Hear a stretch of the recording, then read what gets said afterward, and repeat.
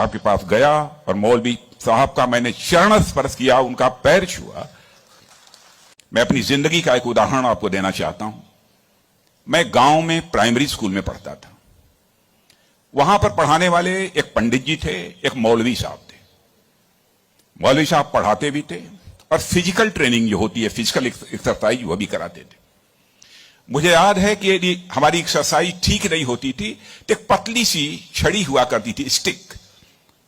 वह मौलवी साहब कभी कभी हम लोगों के पैरों पर धीरे से मारते थे, प्यार से मारते थे, डराने की कोशिश की, ताकि मैं ठीक तरीके से जो कुछ भी वो पीटी एक्सरसाइज सिखा रहे हैं उसको हम सीख सकें।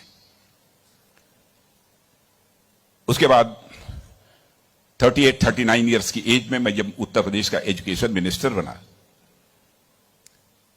तो मैं अपने घर वापस जा रहा था। लंबा गाड़ियों का काफिला था, आप जानते ही हैं, कोई मिनिस्टर बन जाता है तो 1, 2, 4 गाड़ियां नहीं रहती हैं, सैकड़ों गाड़ियां पीछे लग जाती हैं।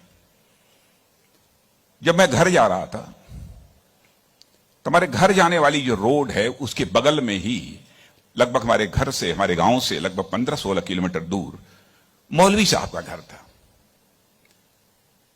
मौलवी साहब रिटायर कर चुके थे, बुजुर्ग हो गए थे, आंखों से दिखाई नहीं देता था। उनको मालूम हुआ कि जिस बच्चे को प्राइमरी स्कूल में हमने एजुकेशन दी है, आज वो हमारा बच्चा इस प्रदेश का एजुकेशन मिनिस्टर होकर इसी सड़क से गुजरने वाला है।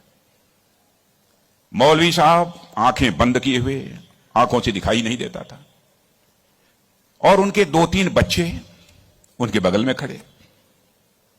जो सज्जन हमारे साथ बैठे थे गाड़ियों में, हमारे काफिले में, उन्होंने कहा कि देखिए, यही मौलवी साहब ने आपको पढ़ाया था, मौलवी साहब का गांव है। मित्रों,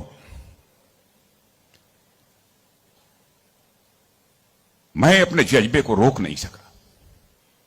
मैंने गाड़ी बैक कराई और मौलवी साहब आंखें बंद किए हुए, दोनों हाथों में हार लिए हुए खड़े थे।